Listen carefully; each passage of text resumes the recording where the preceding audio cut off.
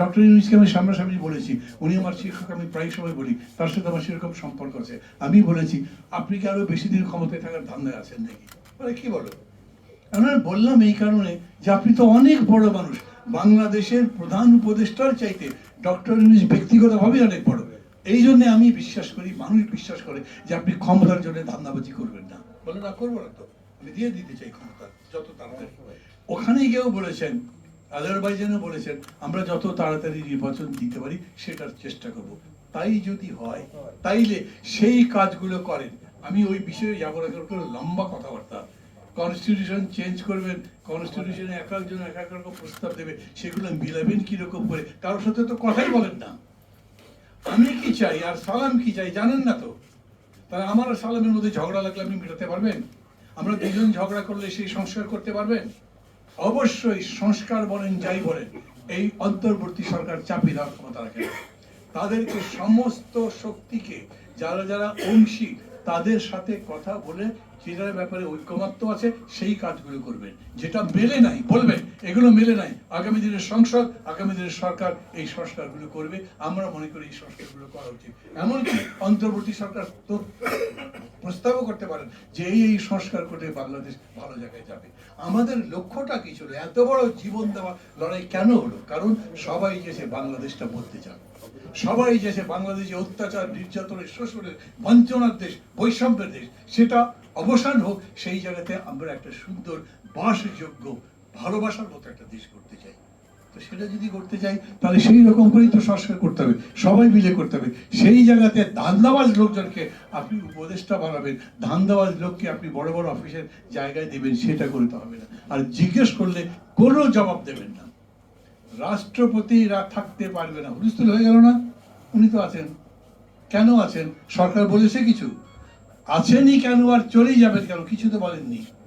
ঠিক একইভাবে এই যে উপদেষ্টাদের কথা বলছেন, এই উপদেষ্টাদের নিলেন কেন, কি কারণে, কিচ্ছু বলতে পারেননি। অন্য যে কোনো বিষয়ে প্রশ্ন করবেন, এই সরকার কোনো জবাব দেয় না। অথচ এই সরকারের কাজই ছিল সবার সাথে মিলে মিশে একটা ঐক্যমত্য তৈরি করা, একটা জাতীয় ঐক্য তৈরি করা। ভুলে গেলে তো চলবে না যে আমাদের এই বিজয়কে ধ্বংস করে দেওয়ার জন্য কি রকম করে পতিত সরকার চেষ্টা করছে, আর তাদেরকে মদত দিচ্ছে পাশের দেশ। এর বিরুদ্ধে ঐক্য যদি না হয়, জাতীয় ঐক্য না হয়, তাহলে আমাদের কোনো, আমরা শেষ পর্যন্ত টিকে থাকতে পারবো কত করে সেটাই জানি না। আমি এটা বলি, ডক্টর ইউনূস আছেন বলে আমাদের অর্থনীতির একটু গতি ফিরছে। কেন? আগের সরকারকে কেউ বিশ্বাস করতো না, বিদেশ থেকে টাকা দিত না, টাকা দিলেও সেটা ব্যাংকের মাধ্যমে দিত না, চুরি করে দিত অন্য জায়গায়, ফলে রিজার্ভ আমাদের খারাপ ছিল। কিন্তু এইবারে আমরা রিজার্ভের থেকে কোনো বড় রকম সমস্যা না করেও আকুর পেমেন্ট দিয়েছি, রিজার্ভে টাচ না করেও আমরা ফরেন লোন যেগুলো ছিল সেগুলো সার্ভিসিং করেছি। আমাদের ব্যাংক আগের চেয়ে একটু ভালো হচ্ছে, কিন্তু জিনিসের দাম তো কমে না। আমি অর্থনীতি ভালো ছিল তো বলতে পারছি না, জনগণের কষ্ট তো কমে নাই, মানুষের দুর্দশা কমে নাই, মানুষের চাকরি বাড়ে নাই, কোন রকম অর্থনৈতিক বাকি আমরা সংগতি দেখতে পাচ্ছি না, ভালো দেখতে পাচ্ছি না। কথা বাড়িয়ে লাভ, আমি এখন বলবো ডক্টর ইউনূসকে পার্টিকুলারলি বলছি, এই অন্তর্বর্তী সরকারে যারা আছেন তাদের বলছি, দায়িত্ব আপনাদের। কোনোভাবে সেই দায়িত্ব আমাদের উপরে চাপাতে পারবেন না। আবারও বলি, এই উপদেষ্টা নেওয়ার দায়িত্ব যেমন আপনাদের, দ্রব্যমূল্য যদি কমাতে না পারেন তাহলে সেই দায়িত্ব আপনাদের হবে, নির্বাচন যদি ঠিক মতো অনুষ্ঠান করতে না পারেন সেই দায়িত্ব আমাদের হবে, আপনাদের হবে, আমাদের হবে না। আমরা তো বলছি আপনাকে, বলেন আপনি কি সহযোগিতা চান। আপনারা বুঝতে পারেন না, ইউনূস সাহেবরা বোঝেন না, অনেকে বোঝে না। আজ যদি এই জায়গাতে বিএনপি না থেকে আওয়ামী লীগ থাকতো, তাহলে এর মধ্যে একদিন দুই দিন হরতাল টরতাল ডেকে ফেলতে হতো। বিএনপিতে হরতালের কাজ যায়নি, আমি ধন্যবাদ দিই কিন্তু তাদেরকে। এই জন্য আমার বিএনপির সমালোচনা আছে বেশ কিছু, আমি তো বিএনপি করি না, কিন্তু আমি মনে করি এই জায়গাতে বিএনপি হয়তো বলেছে 3 মাসের মধ্যে ভোট দেন, কিন্তু বুঝেছে না 3 মাসের মধ্যে মানুষ পছন্দ করছে না, 6 মাস বলেছে। তারপর মনেছে না 6 মাসের মধ্যে বোধহয় মানুষ এরকম পছন্দ করছে, তখন বলছে যৌক্তিক সময়ের মধ্যে ভোট দেন। এর চাইতে ভালো কথা কি পাবে?